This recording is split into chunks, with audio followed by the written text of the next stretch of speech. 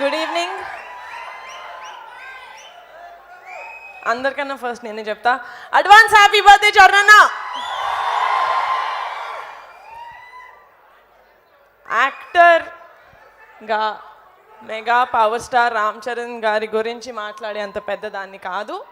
నాకు తెలిసింది ఒకటే, చరణ్ ఏ సినిమా చేసినా కష్టపడి మేము రామ్ చరణ్ ఫ్యాన్స్ అని కాలర్ ఎత్తుకునేలాగా ఉండాలి. అది ఒక్క రీజన్కే కష్టపడి చేస్తాడు. I know that. బట్ ఇప్పుడు ఒక ఆడపిల్లలాగా మాట్లాడతాను. చరణ్ తన వైఫ్ని అట్మోస్ట్ రెస్పెక్ట్ తోటి, అట్మోస్ట్ లవ్ తోటి చూస్తాడు.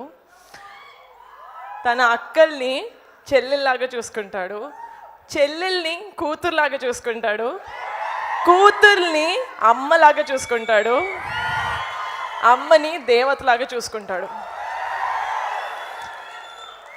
Mega power star Ram Charan గారి ఫ్యాన్స్ లాగా ఇక్కడ నాకు 90% అబ్బాయిలు కనిపిస్తున్నారు. కాబట్టి చరణ్ నుంచి మీరు ఏదైనా తీసుకోవాలి అంటే ఆడపిల్లని అమ్మవారిలాగా ట్రీట్ చేయండి. అండ్ ఒక ఆడపిల్ల పక్కన mega power star Ram Charan గారి ఫ్యాన్స్ ఉన్నారు అంటే ధైర్యంగా ఉండాలి. ఒక ఆడపిల్ల ఉంటారు కదా.